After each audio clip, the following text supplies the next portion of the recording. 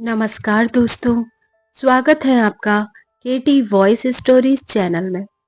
दोस्तों, हमारी आज की कहानी है विधवा सही, रखेल नहीं। लीला ठीक ढंग से खिली भी न थी कि मुरझा गई। उसे क्या पता था कि 2 साल पहले जिसने अग्नि को साक्षी मानकर जिंदगी भर साथ निभाने का वादा किया था, वह इतनी जल्दी साथ छोड़ देगा। शादी के बाद लीला कितनी खुश थी। उसका पति कालू उसे जी जान से प्यार करता था। वह उसे खुश रखने की पूरी कोशिश करता। वह खुद तो दिन भर हाड़ तोड़ मेहनत करता था, लेकिन लीला पर खरोच भी नहीं आने देता था।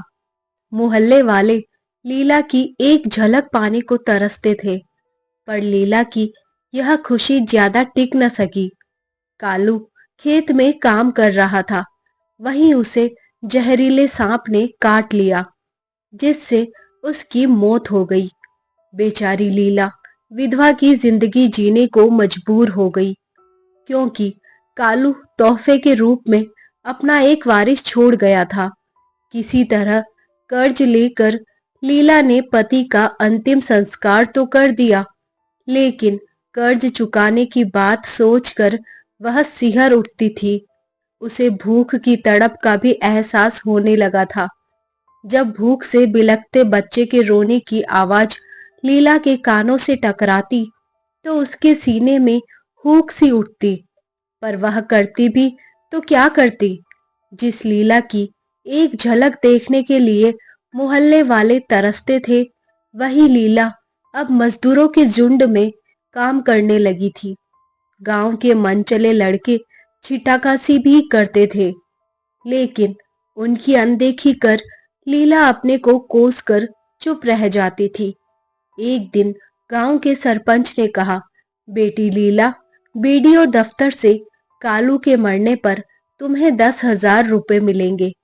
मैंने सारा काम करा दिया है, तुम कल बीडीओ साहब से मिल लेना। अगले दिन लीला ने बीडीओ दफ्तर जाकर बीडीओ साहब को अपना सारा दुखड़ा सुना डाला। बीडीओ साहब ने पहले तो लीला को ऊपर से नीचे तक घूरा। उसके बाद अपनापन दिखाते हुए उन्होंने खुद ही फॉर्म भरा, उस पर लीला के अंगूठे का निशान लगवाया और 1 हफ्ते बाद दोबारा मिलने को कहा। लीला बहुत खुश थी और मन ही मन सरपंच और बीडीओ साहब को धन्यवाद दे रही थी। 1 हफ्ते बाद लीला फिर बीडीओ दफ्तर पहुंच गई। बीडीओ साहब ने लीला को अदब से कुर्सी पर बैठने को कहा। लीला ने शर्माते हुए कहा, नहीं साहब, मैं कुर्सी पर नहीं बैठूंगी, ऐसे ही ठीक हूँ। बीडीओ साहब ने लीला का हाथ पकड़कर कुर्सी पर बैठाते हुए कहा, तुम्हें मालूम नहीं है कि अब सामाजिक न्याय की सरकार चल रही है। अब केवल गरीब ही कुर्सी पर बैठेंगे। मेरी तरफ देखो ना, मैं भी तुम्हारी तरह गरीब ही हूँ। कुर्सी पर बैठी लीला के चेहरे पर चमक थी। वह यह सोच रही थी कि आज उसे रुपए मिल जाएंगे। उधर बीडीओ साहब काम में उलझे होने का नाटक करते हुए तिरछी नजरों से लीला का गठा हुआ बदन देखकर मन ही मन खुश हो रहे थे। तकरीबन 1 घंटे बाद बीडीओ साहब बोले, तुम्हारा सब काम हो गया है, बैंक से चेक भी आ गया है, लेकिन यहाँ का विधायक 1 नंबर का घूसखोर है। वह कमीशन मांग रहा था। तुम चिंता मत करो, मैं कल तुम्हारे घर आऊंगा और वहीं पर अकेले में रुपए दे दूंगा। लीला थोड़ी नाउम्मीद तो जरूर हुई, फिर भी बोली, ठीक है साहब, कल जरूर आइएगा। इतना कहकर लीला मुस्कुराते हुए बाहर निकल गई। आज लीला ने अपने घर की अच्छी तरह से साफ सफाई कर रखी थी। अपने टूटे फूटे कमरे को भी सलीके से सजा रखा था।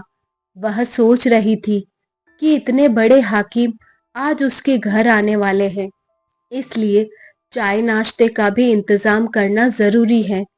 ठंड का मौसम था, लोग खेतों में काम कर रहे थे। चारों तरफ सन्नाटा था।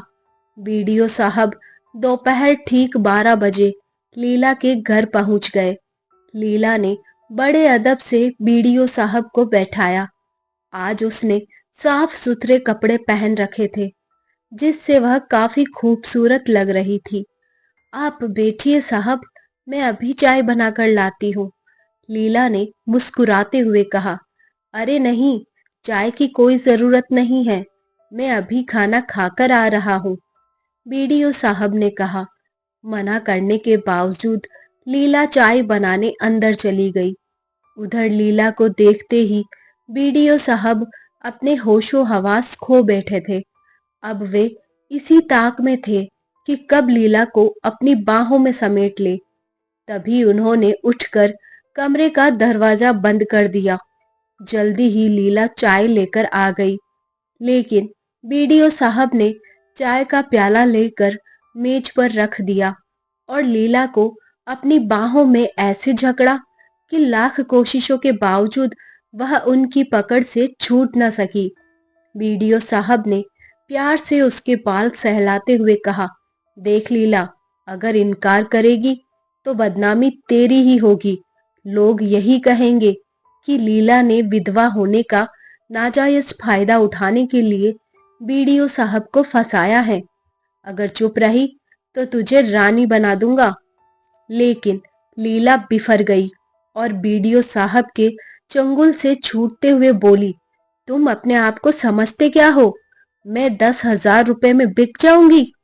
इससे तो अच्छा है कि मैं भीख मांग कर कालू की विधवा कहलाना पसंद करूंगी, लेकिन रानी बनकर तुम्हारी रखेल नहीं बनूंगी। लीला के इस रूखे बर्ताव से बीडीओ साहब का सारा नशा काफूर हो गया। उन्होंने सोचा भी न था कि लीला इतना हंगामा खड़ा कर देगी। अब वे हाथ जोड़कर लीला से चुप होने की प्रार्थना करने लगे।